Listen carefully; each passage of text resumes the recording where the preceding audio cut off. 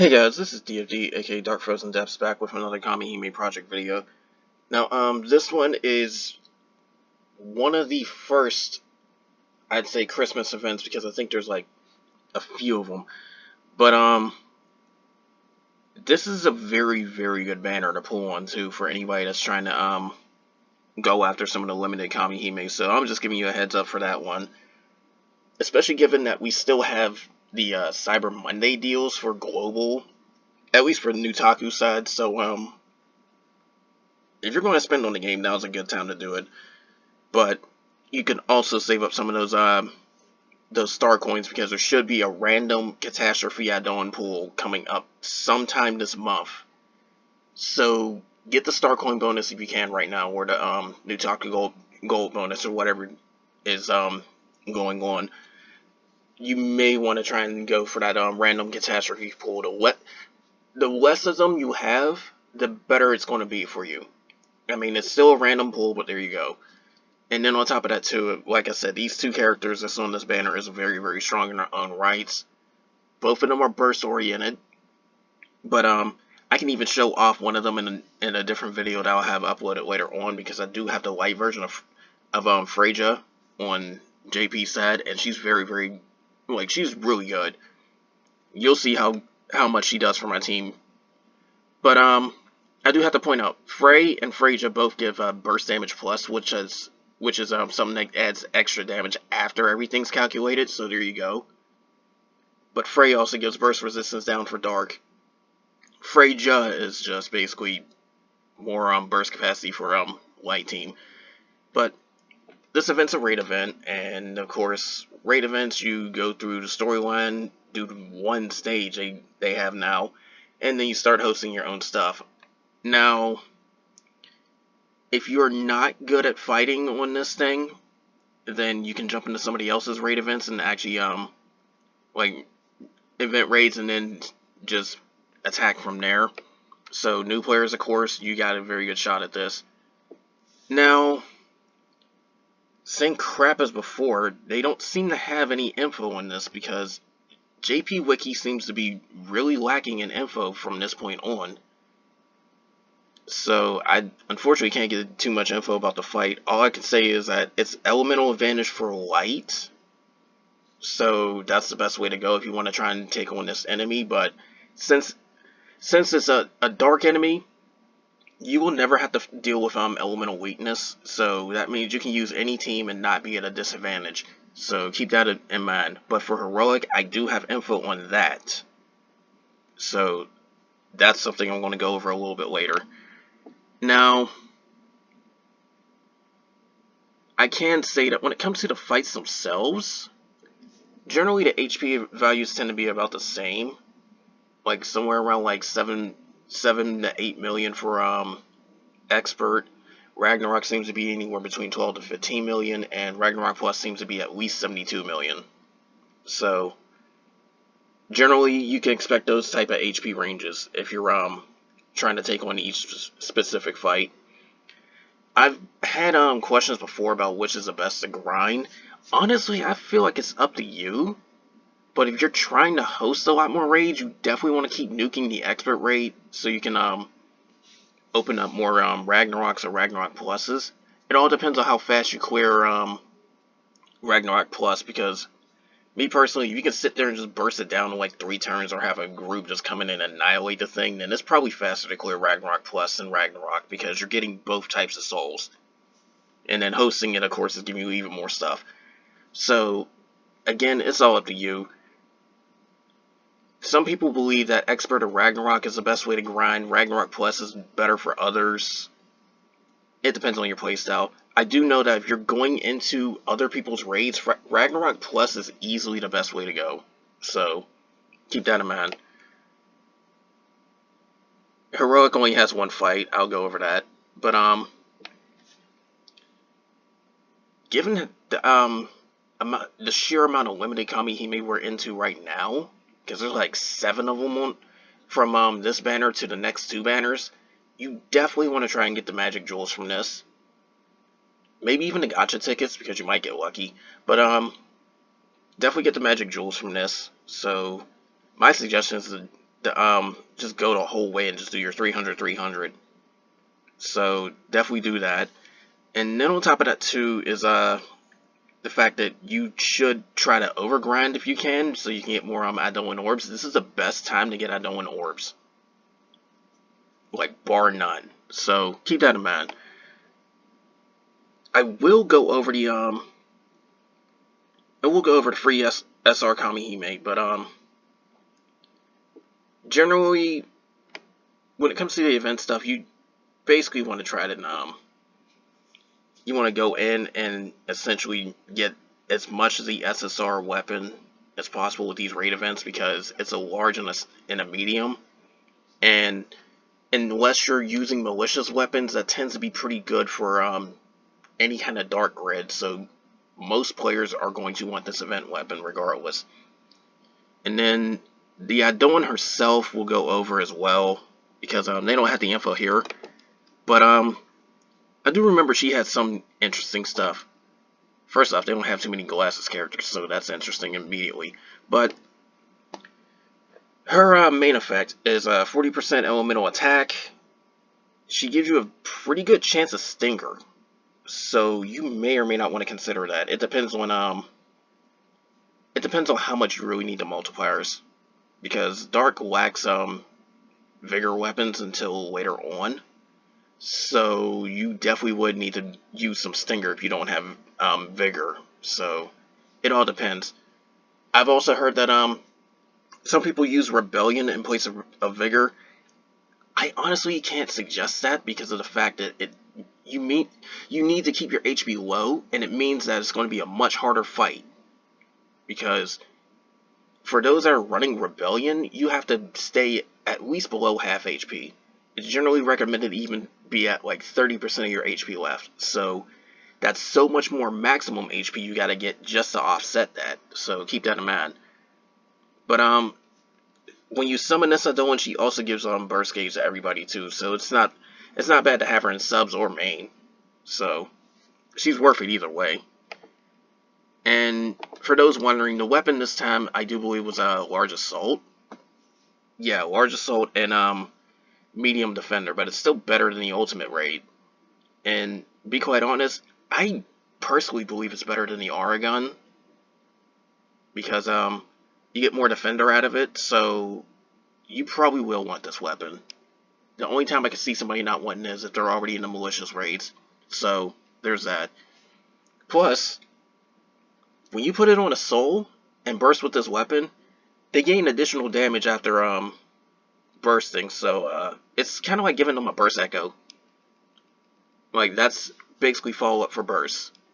And if you have Frey on your dark team, like Dark Frey, that could stack up even more burst damage. So for players starting out, that's not a bad idea to go.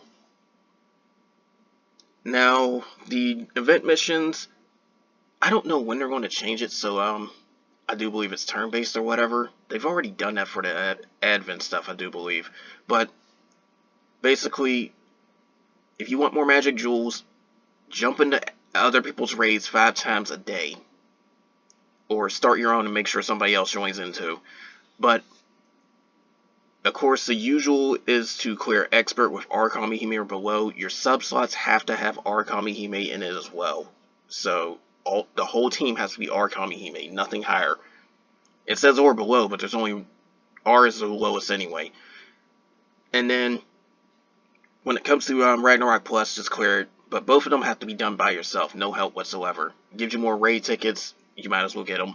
It's saying Thunder attribute for the elemental clear for the Ragnarok solo, so definitely try to get a Thunder team for that one. Thunder is actually pretty strong when you're using like the right characters and the right weapons, because it does take a little bit of effort, but they're generally viewed as the highest damage dealing element in the game, but you would have to focus on just pure damage in order to pull that off. You wouldn't have too many defenses, so something to point out. Now, this next part, I'm going to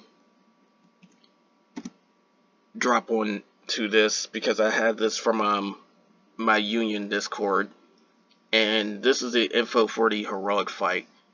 Now, there's somebody on there that does manage to find this info. I'm not exactly sure where he's finding it, but it's definitely been a great help for a lot of these videos, because I would like to say the last 4 or 5 raid events did not have the info on the Japanese wiki, so there you go. But they say it's about 300 million HP on this boss. It could be more. I'm not sure.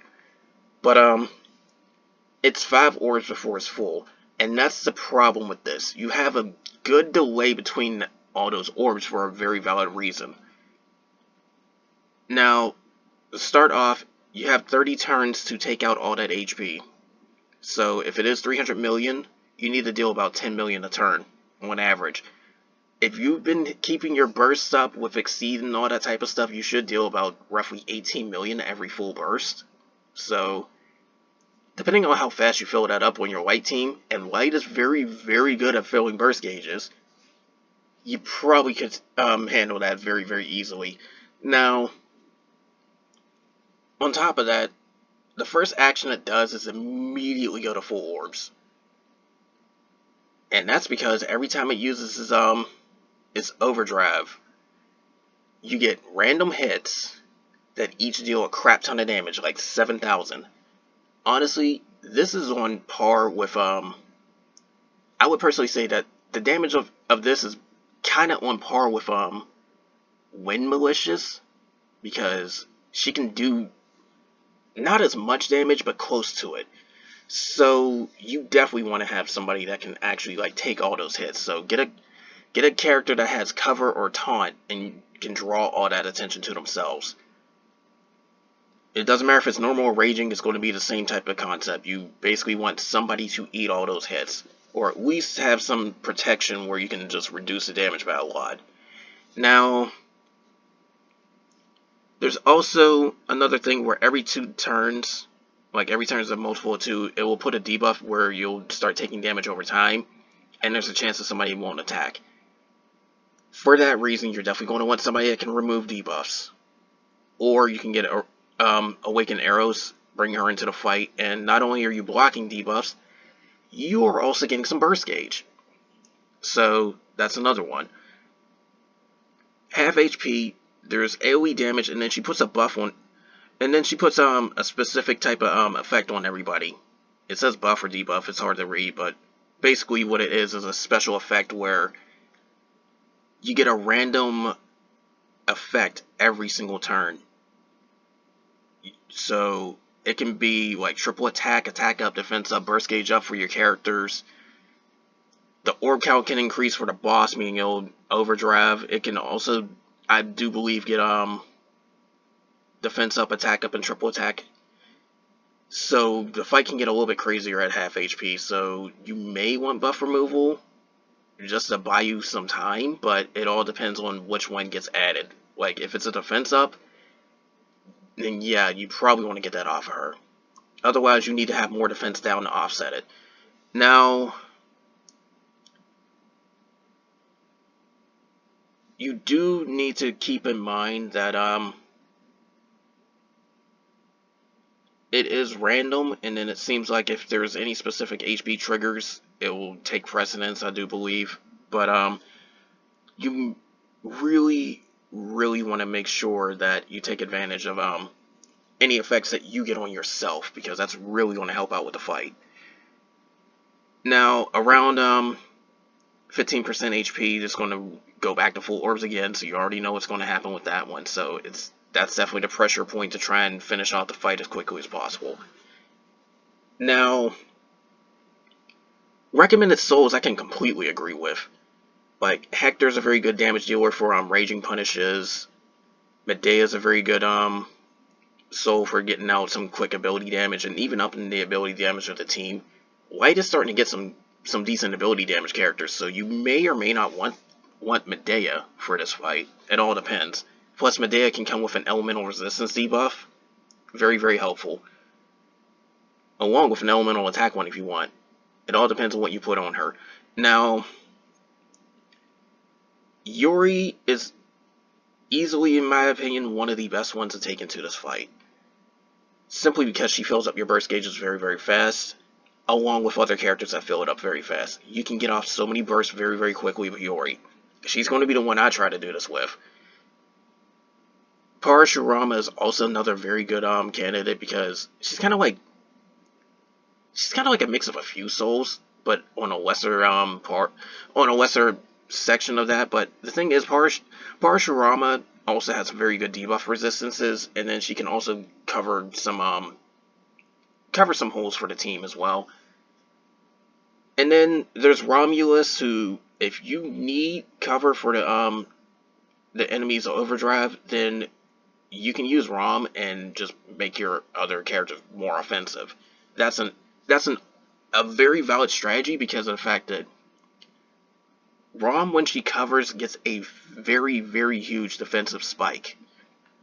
She can essentially have 140 something more defense. I think it's about 146%. So she's taking less than half damage just off of that. If you had an HP weapon like I do, then Rom is going to have a permanent 20% damage cut on top of that. So Rom can eat damage very, very easily. You may want to use Rom if you're struggling. But I also have to add Caspar into this mix too, because Caspar's got a very, very strong buff where it can give you a very good chance of triple attack, stinger, a decent attack buff as well, where it's like 50% more assault, 50% more defense as well, and it also gives you some decent double attacks, so you can get your combo rates going while getting some stinger in there. And then the fact that she also can, if you really want to, give more debuffing or even rapid fire nuking, Caspar is a very good option too. And of course, the last one I can suggest is Paracelsus, because if you're really trying to get the most out of your normal attacks and happen to have some of the Light's technical weapons where you got like your Forseti stuff, and maybe you got Light Cuchulainn as well, then especially Light Apollo is very good for this too. But if you got characters like that, then you're looking very good for normal attacks, and you may want to go with Paracel. So there's that. Now, Hime's. There's a lot of this is left out, but I'm gonna go over a lot of different suggestions. So if you're trying to go offensive, definitely get somebody like Michael. Definitely get I do believe you can utilize Frey pretty well in this fight too, the light version of Frey. Only if she's awakened though. If you want some debuffing to go in the offense, you can probably break in Iris or Lug, but keep an eye on Lug's HP, and you better pray that Iris lands her stuff, because her debuffing rate's kind of troublesome, even if you try to boost it. But you can also go with Artemis for some offense and debuffing as well. Tish is also another one that's pretty useful, but she's more like support. But she's very, very strong support. Then on top of that, there's also characters like Vishnu. I can't agree on in this one, because Vishnu, if you really want to, can attract all the damage to herself and just nullify it if you time it right for the overdrive. And then on top of that, she fills up very, very fast. So if you're doing things right, Vishnu's not going to be a bad choice for this fight. Then on top of that, there's a light version of Bao.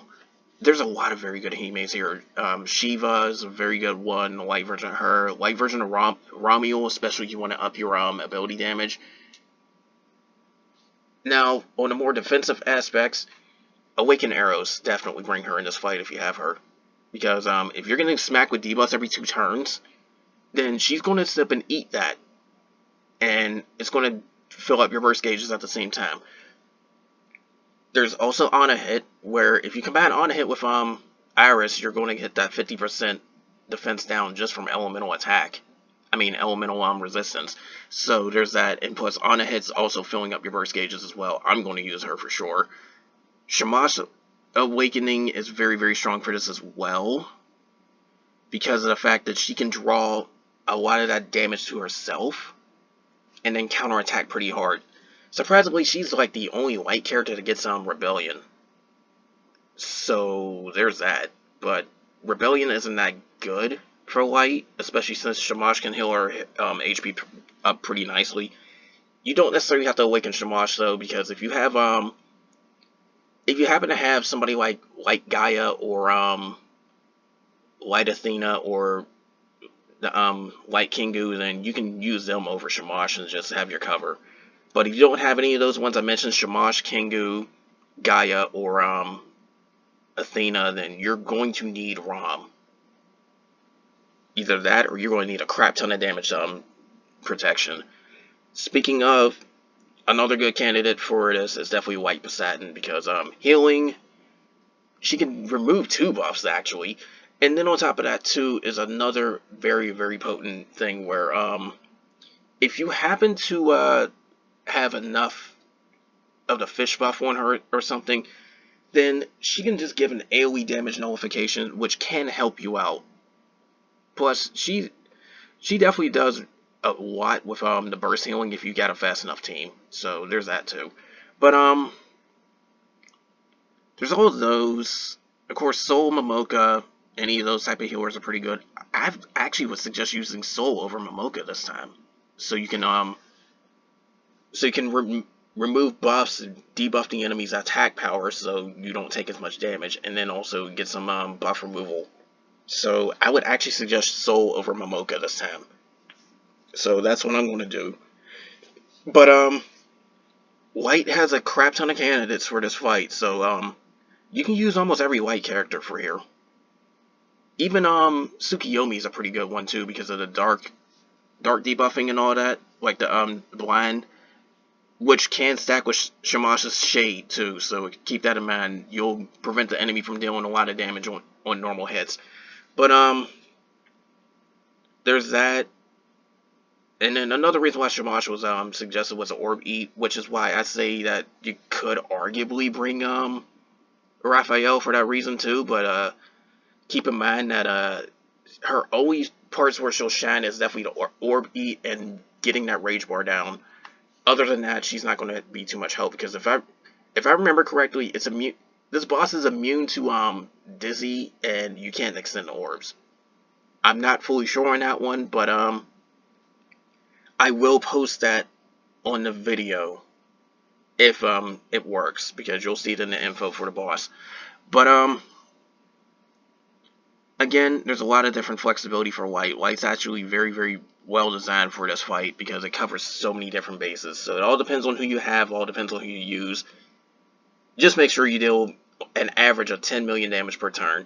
And of course, typical heroic things apply, where you can't even see the heroic fight unless you're like rank 140. So you're already into malicious raids if you're even able to try and take this on. So by then you should have a very good grid. I expect you to. You should be able to deal that damage. But anyways, that's all for this. There's going to be another video coming up as well, like I mentioned earlier. It's going to be a JP side video, but it will showcase Light Freyja. So if you do happen to have her, she's very good for this fight as well. But if you do happen to have her, then definitely you're going to want to see that, because my light character's grid on Japanese side isn't all that great, but the fact that how much damage she boosts up for the team is very, very potent. So keep that in mind.